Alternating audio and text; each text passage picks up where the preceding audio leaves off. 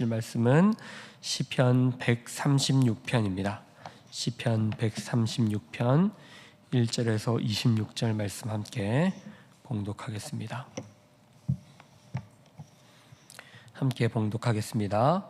여호와께 감사하라. 그는 선하시며 그 인자하심이 영원하미로다.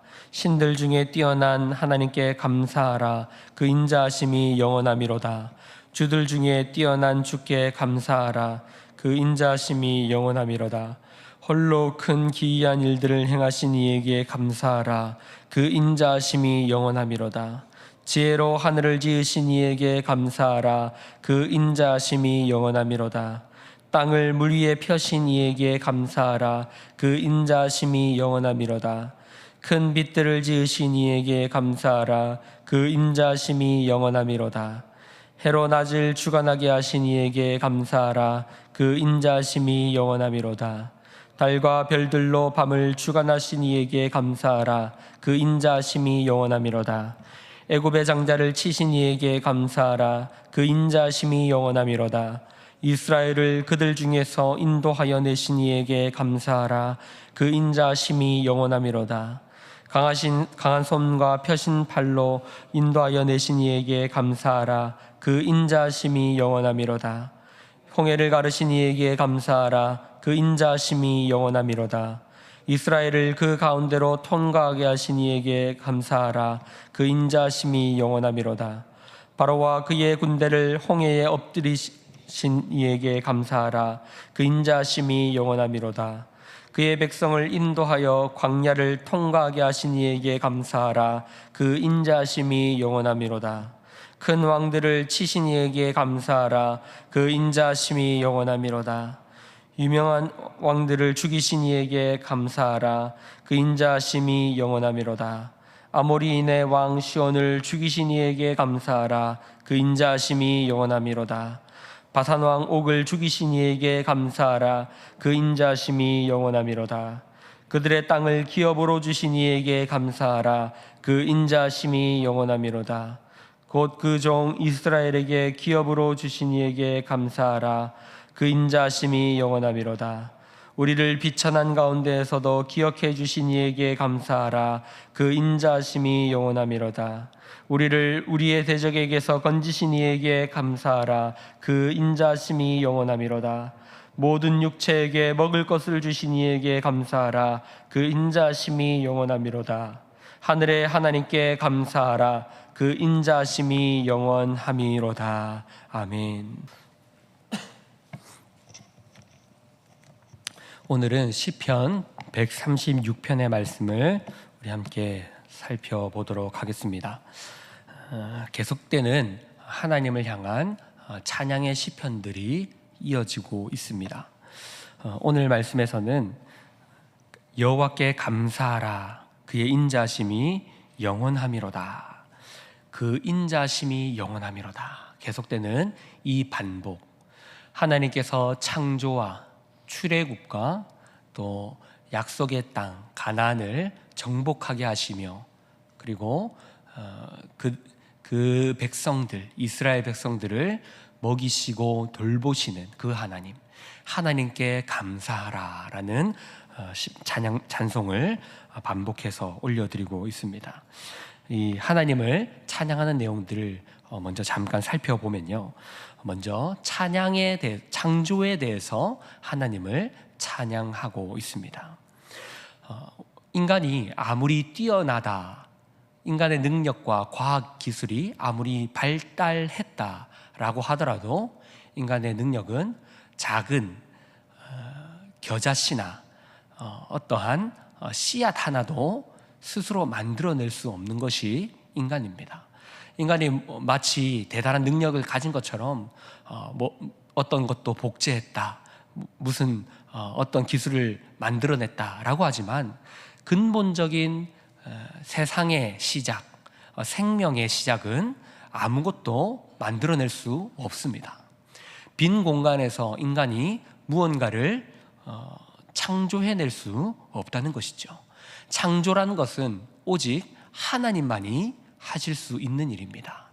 아무것도 없고 공허한 곳에서 만들어내는 것, 세상을 만들어내시고 생명을 시작하시는 것은 오직 하나님만이 하실 수 있는 것입니다.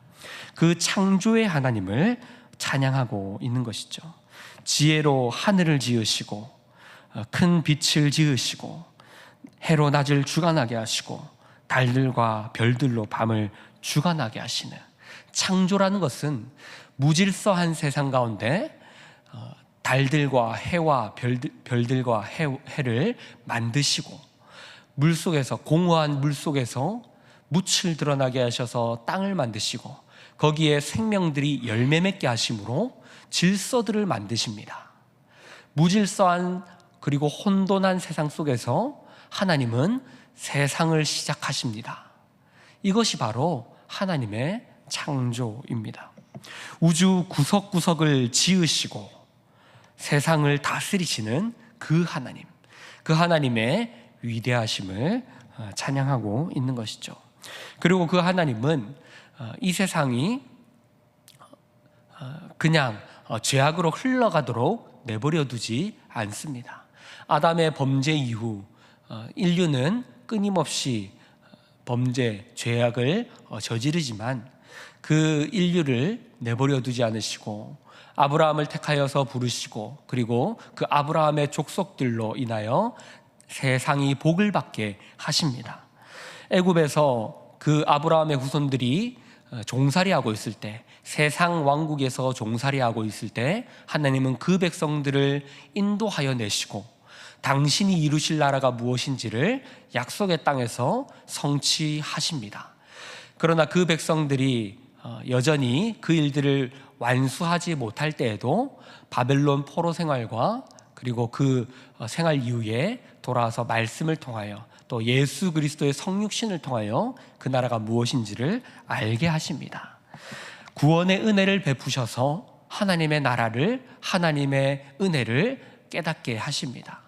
이런 것들은 단순히 하나님의 말씀을 잘 지키고 순종하면 복 받습니다로 끝나는 그런 것으로만 기독교를 이해할 수 없는 하나님의 놀라우신 계획하심과 뜻입니다.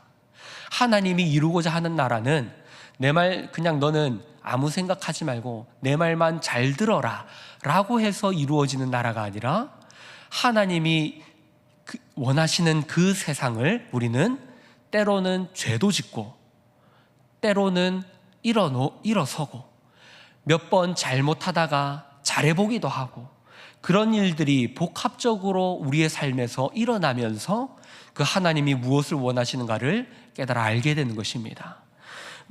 그러나 우리가 감사하는 것들은, 우리가 또 하나님을 찬양하는 것들은 하나님이 행하신 일들 뿐만 아니라 그분의 성품에 있습니다. 오늘 시편에서 그의 그 인자심이 영원함이로다 라는 말이 26번이나 반복되고 있습니다. 오늘 본문이 26절까지 있는데 이 26번이나 각 절마다 찬양하고 있는 것이 그 인자심이 영원함이로다 라는 것이죠. 하나님께서는 세상을 창조하시고 또한 그 백성들을 택하셔서 이 세상을 죄악 가운데서 건져내시기 위해 그 백성들을 구원하시는데 그 근거가 그분의 본성적인 인자하심에 있다는 것입니다. 시편의 기자가 반복해서 그 인자심이 영원함이로다 라고 찬양하고 있는데 우리가 하나님을 찬양하는 것은 먼저 그분께서 행하신 일이 아니라 그분이 행하신 일 때문에, 그분이 창조하셨고 구원하셨고 은혜를 베푸심에 의하여서 그분을 찬양하는 것 이전에 그분이 본성적으로 사랑이시며 그분이 인자하신 분이시기 때문에 우리는 그분을 찬양하게 되는 것입니다. 그분이 사랑이 가득하시고 자비로우시며 우리를 향하여서 인자하심이 영원 무궁하셔서 우리가 그분의 성품에 의하여서 그분을 찬양하게 되는 것입니다. 그분의 그 성품에 의하여서 창조하시게 되시고 우리를 사랑하시는 것을 멈추지 못하시게 되는 것이며 우리를 향하여서 끊임없는 은혜를 베풀어 주시는 것입니다. 하나님께서 인자하심을 한 번만 비추시면 얼마나 우리가 슬프겠습니까? 무섭겠습니까? 하지만 그분이 우리를 향하여서 사랑하시는 그 일들을 영원히 하시겠답니다. 우리에게 그분의 인자하심을 영원히 무궁하게 하나님께서 우리에게 자비를 베푸시고 은혜를 베푸신다라고 말씀하십니다. 우리가 그 하나님을 사랑하며 하나님을 믿을 수 있는 근거가 이런 것입니다. 새벽마다 나와서 왜 우리가 하나님께 부르짖을 수 있습니까? 왜 우리가 하나님께 애통하며 눈물 흘리며 기도할 수 있습니까? 그것은 그렇게 간절하게 할 때 하나님을 들으시기 때문이 아니라 그분의 인자하심이 영원하시기 때문입니다. 우리가 아무리 잘못해도 아버지께 나와서 기도하고 그분께 부르짖을 때 그분은 우리를 외면하실 수 없습니다. 그분의 본성적인 성품이 우리를 향하여서 마음을 아파하시고 사랑하시고 우리를 향하여서 눈을 떼지 못하시는 것이 그분의 성품입니다. 부모는 자녀를 향하여서 마음을 뗄 수가 없습니다. 비가 오면 다칠까, 또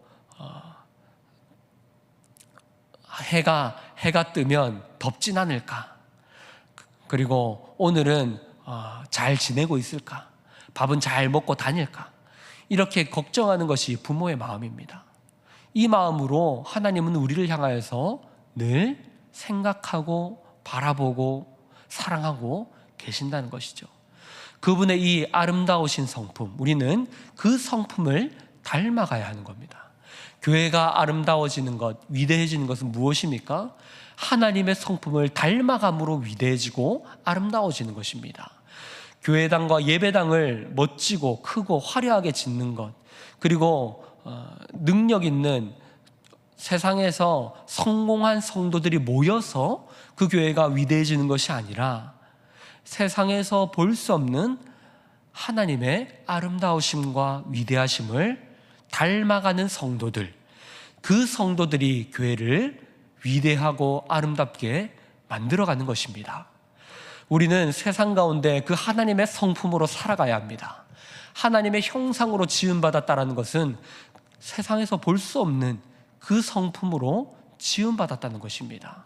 하나님이 이 세상을 창조하실 때 기뻐하신 것은 그분의 사랑과 그분의 아름다우심을 닮은 세상이 창조되었기 때문입니다. 그것은 사자와 어린 양이 함께 뛰놀며 우리가 서로를 향하여서 시기하지 않고 서로를 향하여서 내 것을 내어주며 품어주며 따뜻하게 함께 살아가는 세상, 그 세상이 하나님이 원하시고 바라시고 창조하신 세상이라는 것을 우리는 기억해야 합니다.